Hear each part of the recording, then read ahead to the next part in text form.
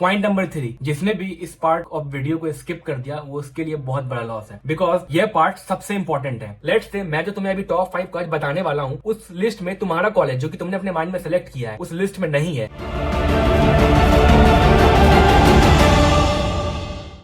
Top 5 private engineering college, ये एक ऐसा सवाल है जिसका जवाब हर साल लाखों बच्चे ढूंढते हैं, specially private engineering colleges. India में ऐसे ढेर सारे कॉलेजेस हैं जो कि अपने आप को बहुत ही अच्छे रैंकिंग पे बताते हैं हर साल, पर तुम्हें कौन से कॉलेज में जाना चाहिए? इसी क्वेश्चन का आंसर करते हुए ऐसे ही एक वीडियो मैंने 1 साल पहले भी बनाई थी। वो वीडियो मेरे चैनल की अब तक की मोस्ट वॉच्ड वीडियो है, पर आज तक मैंने उस वीडियो की कोई भी सेकेंड पार्ट नहीं बनाई। या फिर अब 2024 आ चुका है, ऑफ कोर्स कॉलेज का लिस्ट अब फिर से रिवाइज हो चुका होगा।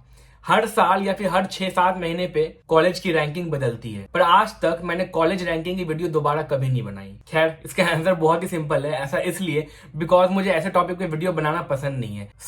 एक आखिरी बार 2024 के इस वीडियो में मैं वंस एंड फॉर ऑल ये सेटल कर रहा हूँ, बिकॉज इस वीडियो में मैं सिर्फ टॉप 5 प्राइवेट इंजीनियरिंग कॉलेजेस ही नहीं बताने वाला हूँ, मैं तुम्हें बताने वाला हूँ वो कौन से क्राइटेरियाज होते हैं जिसके बेसिस पे मैं बनाता हूँ या मैं डिसाइड करता हूँ कि कौन से टॉप 5 प्राइवेट इंजीनियरिंग कॉलेजेस होने चाहिए। बट ऑफ कोर्स इस वीडियो में भी मैं एंड में टॉप 5 कॉलेजेस के लिस्ट और नाम जरूर बताऊंगा। बट तुम्हें बता दूं, हर साल या हर कुछ महीने पे कॉलेज की रैंकिंग्स चेंज होती है। अगर किसी कॉलेज की रैंकिंग मैं आज बता रहा हूं तो शायद अगले साल या कुछ महीना बाद ये रैंकिंग वैलिड नहीं होगा।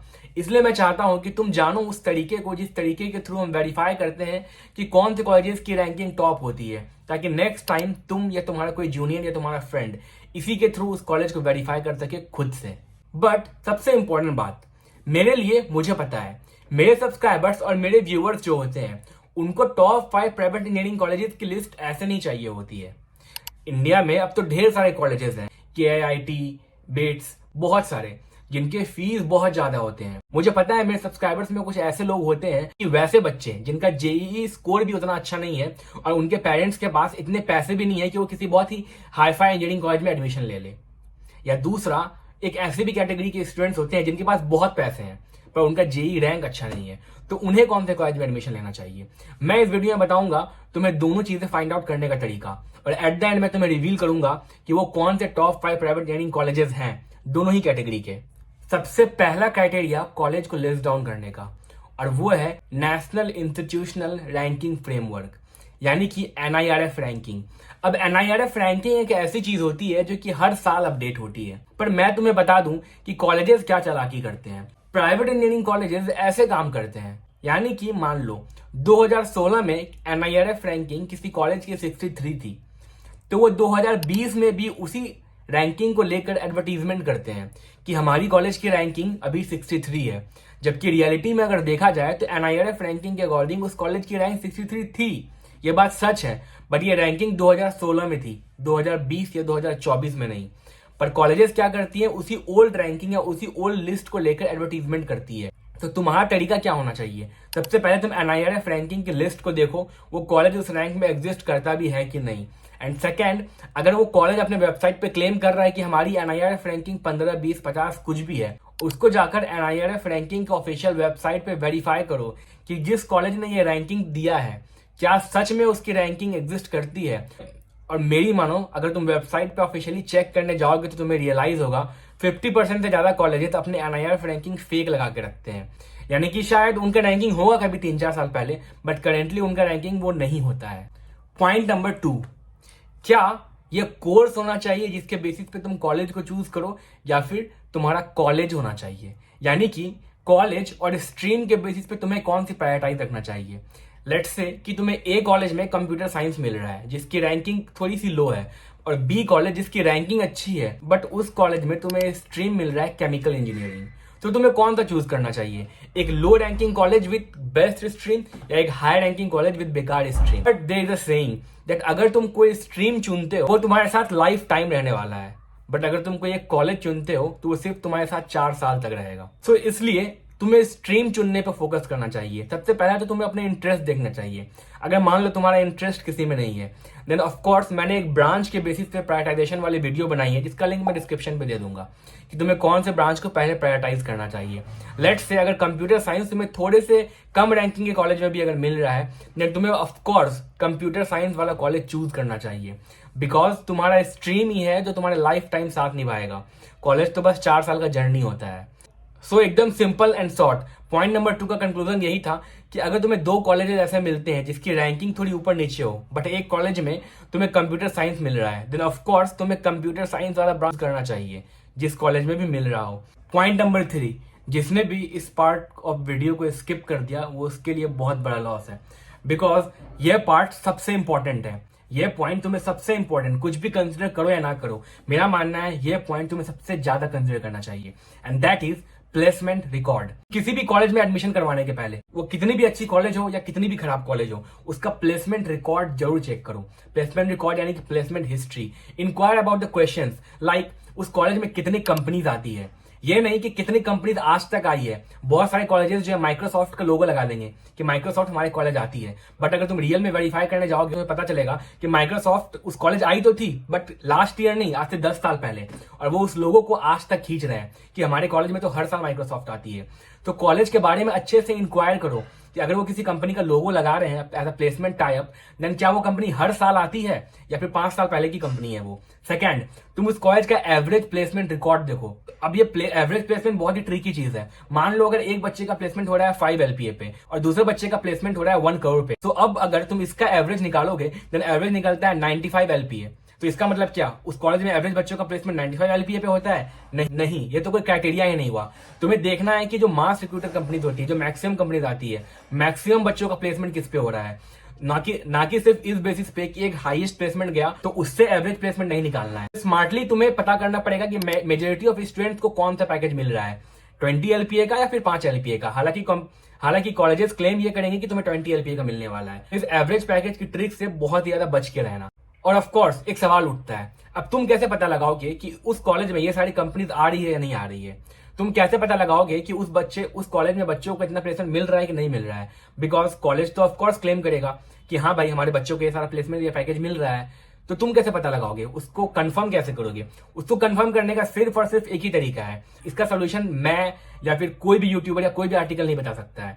उसका सिंपल और सिंपलेस्ट तरीका यही है कि उस कॉलेज के सीनियर्स से बात करो। लिंक्डइन, इंस्टाग्राम, सोशल मीडिया पे उस कॉलेज में जो पढ़ रहे हैं उनको मैसेजेस करो कि मैं इस कॉलेज में एडमिशन करवाने वाला हूँ, कॉलेज वालों ने ये क्लेम किया है और आप इस कॉलेज में इतने सालों से पढ़ रहे हो, तो क्या ये क्लेम सही है या गलत है? उनसे पूछो, तभी जाके कॉलेज में एडमिशन करवाओ उनसे वेरीफाई करने के बाद। और इस बात को वेरीफाई करो ना कि सिर्फ प्लेसमेंट के बारे में, बल्कि सभी फैक्ट्स के बारे में जो भी वो कॉलेज क्लेम कर रहा है, क्या ये फैक्ट सही है कि नहीं है।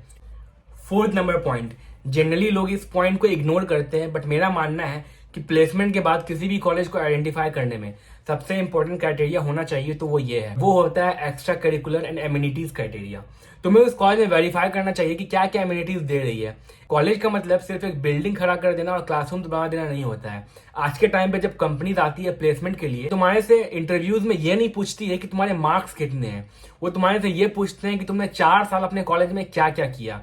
तब तुम्हें बताना होता है कि सिर्फ तुमने पढ़ाई नहीं की, के अलावा भी तुमने इस एक्टिविटी में पार्टिसिपेट किया, तुम इस क्लब के प्रेसिडेंट थे, तुम इस एक्टिविटी में बेस्ट थे और इस स्पोर्ट्स में तुम बहुत अच्छा करते हो, देन तुम्हारे सिलेक्शन के चांसेस ऑटोमेटिकली बहुत ज्यादा बढ़ जाते हैं। सो अगर तुम किसी भी कॉलेज में जा रहे हो, देन तुम पता करो कि वो कॉलेज तुम्हें एमिनिटीज क्या क्या दे रही है, उस कॉलेज का अपना ग्राउंड भी है कि नहीं, उस कॉलेज में कितने सारे क्लब्स है, कितने सारे एक्टिविटीज वो करवाते हैं, उनका टेक फेस्ट किस लेवल पे होता है, sports culture, drama culture, singing culture, event culture, ये सारे कल्चर्स उस कॉलेज में है कि नहीं, डिबेटिंग सोसाइटी और बहुत सारे ऐसे क्लब, सोसाइटी और कल्चर्स होते हैं। तो ये सारी चीजें उस कॉलेज का पार्ट होना बहुत ही इंपॉर्टेंट है। अगर ये सारी चीजें उस कॉलेज में होती है देन डेफिनेटली वो एक अच्छा कॉलेज है। Point number 5, location of the college. यार ये भी एक बहुत ही इंपॉर्टेंट क्राइटेरिया है। मुझे ऐसा लगता है मैंने जितने भी 5 पॉइंट्स बताए ना, अगर तुम इन सभी 5 पॉइंट्स को वेरीफाई करके जाते हो ना किसी भी कॉलेज में, देन ऑफ कोर्स वो कॉलेज अच्छा ही होगा। और 5 और बहुत ही इंपॉर्टेंट पॉइंट ये भी एक है कि लोकेशन ऑफ द कॉलेज का लोकेशन अच्छा होना बहुत ही अच्छी बात है। लोगों को ऐसा लगता है ना कि यार लोकेशन से क्या ही फर्क पड़ता है, कॉलेज अच्छा है देन लोकेशन बाहर में जाए, बट ऐसा नहीं होता है। अगर कॉलेज का लोकेशन अच्छा है, वो किसी बहुत ही अच्छे या डेवलप्ड सिटी में या टेक सिटी में रहती है, देन ऑफ कोर्स उस कॉलेज का प्लेसमेंट रेट्स बहुत हाई होगा।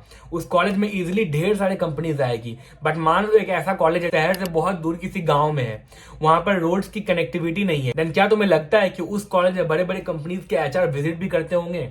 नहीं, मैं उनमें से एक हूं। मेरी कॉलेज एक ऐसी जगह पर थी जहां पे दूर दूर तक कुछ नहीं था, और वहां पर इसी कारण से मेरे बाद आने वाले बैचेस में प्लेसमेंट बहुत लो हुई। तो ये एक बहुत ही इंपॉर्टेंट फैक्टर होता है कि कॉलेज का लोकेशन कहाँ पे है। वो एकदम ही शहर के बाहर होता है तो बहुत सारे बड़े बड़े कंपनीज वहां पर आना कंसिडर भी नहीं करते, only because of the connectivity. ये देखने को तो वैसे बहुत ही छोटा पॉइंट लगता है, बट प्लेसमेंट के पॉइंट ऑफ व्यू से ये बहुत इंपॉर्टेंट है। तो ये था मेरा 5 इंपॉर्टेंट क्राइटेरिया जिनके बेसिस पे मैं मोस्टली लिस्ट बनाता हूँ कि कौन से कॉलेजेस होने चाहिए तुम्हारे टॉप 5 रैंकिंग में। और यही वो क्राइटेरिया है जिसके बेसिस पे और भी लोग या और भी कोई एडिटर ये लिस्ट बनाता है कॉलेज के रैंकिंग का। तो इस लिस्ट को अपने पास जरूर रखना, उन बच्चों से भी जरूर शेयर करना अगर वो किसी कॉलेज में एडमिशन करवाना चाह रहे हैं। लेट्स से मैं जो तुम्हें अभी टॉप 5 कॉलेज बताने वाला हूं, उस लिस्ट में तुम्हारा कॉलेज जो कि तुमने अपने माइंड में सेलेक्ट किया है उस लिस्ट में नहीं है, देन अपने कॉलेज को इस 5 लिस्ट के बेसिस पे वेरीफाई करना कि क्या ये सारे क्राइटेरिया तुम्हारे कॉलेज में फुलफिल हो रहे हैं। अगर 5 में से 4 या 3 क्राइटेरिया फुलफिल हो रहे हैं, देन तुम्हारा कॉलेज इज डिसेंट, ओके तुम जा सकते हो।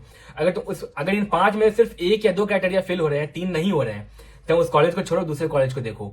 सो ऑफ कोर्स इस वीडियो को उन बच्चों से शेयर करो जो कि अपने कॉलेज ढूंढ रहे हैं, और उनसे भी करो जो कि अपने कॉलेज ढूंढ चुके हैं, ताकि अब भी टाइम है, क्योंकि अब भी टाइम है।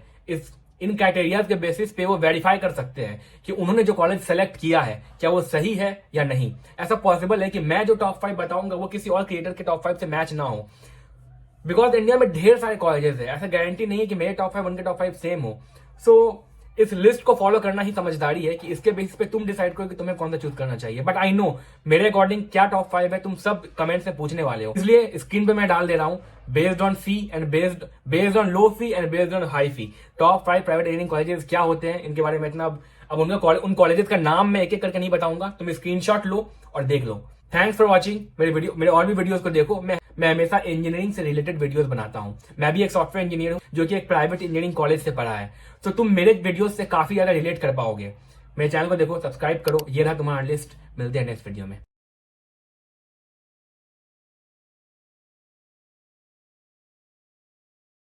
ओ हमदम सुनियो रे, ओ जानिया सुनियो रे, ओ जानिया शाम को खिड़की से चोरी चोरी नंगे पाँव चल आएगा।